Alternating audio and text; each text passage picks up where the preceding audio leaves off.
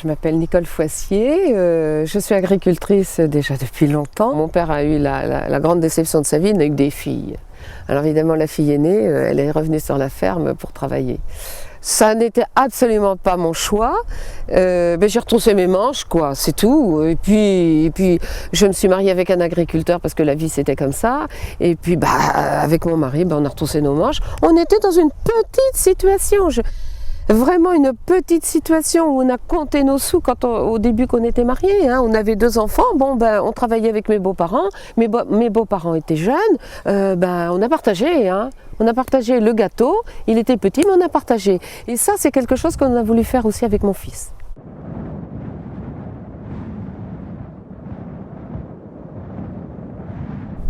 Il y a beaucoup de choses qui ont changé dans le métier d'agriculteur. Déjà au quotidien, il y a moins de monde.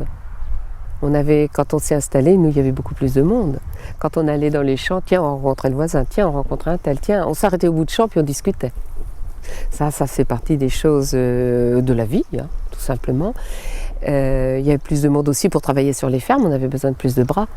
On a mécanisé de plus en plus. On essaie de travailler en commun pour pallier justement cette solitude.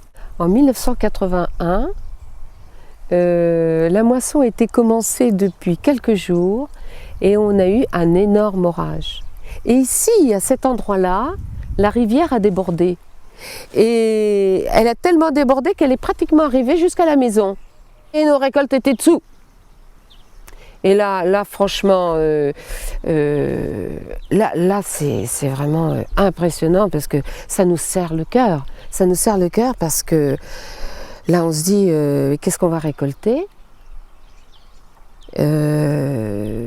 Comment on va le faire? Et quand? Ma foi, ça a demandé 3-4 semaines que ça sèche. Et puis après, on a eu beaucoup de difficultés quand même à ramasser parce que tous les blés et les orges étaient aplatis au ras du sol. On sait que de toute manière, tant que le grain n'est pas récolté et qu'il n'est pas en silo en bon état, à la bonne température, à la bonne humidité, tant qu'il est encore dans le champ, c'est pas gagné, quoi. Quand je vois quelquefois mon fils et mon mari, ils vont dans le champ et puis ils gratouillent la terre là, voir est-ce que ça germe, est-ce que ça va bien pousser, est-ce que le lit de semence est suffisamment fin, est-ce que c'est suffisamment tassé. Ça c'est un geste qui date de la nuit des temps. Une terre ça chouchoute. Et la chouchouter, il faut avoir des années d'expérience quand même.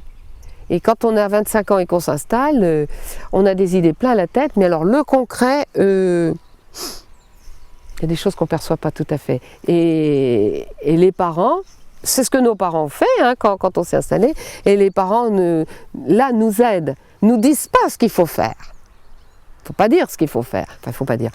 Il faut simplement conseiller, aider, guider. C'est un métier manuel, certes, c'est un métier aussi intellectuel. On a beaucoup de choses à faire quand on est agriculteur. Mais on a ce lien avec le concret, ce lien avec la tâche manuelle. Et la tâche manuelle, je trouve que les tâches manuelles, c'est quelque chose qui rééquilibre par rapport aux tâches intellectuelles. On a les deux aspects. Il y a du sens dans ce qu'on fait. Il y a du sens, c'est-à-dire qu'on sait que l'on va cultiver par exemple ici du blé et on sait ce qui va devenir.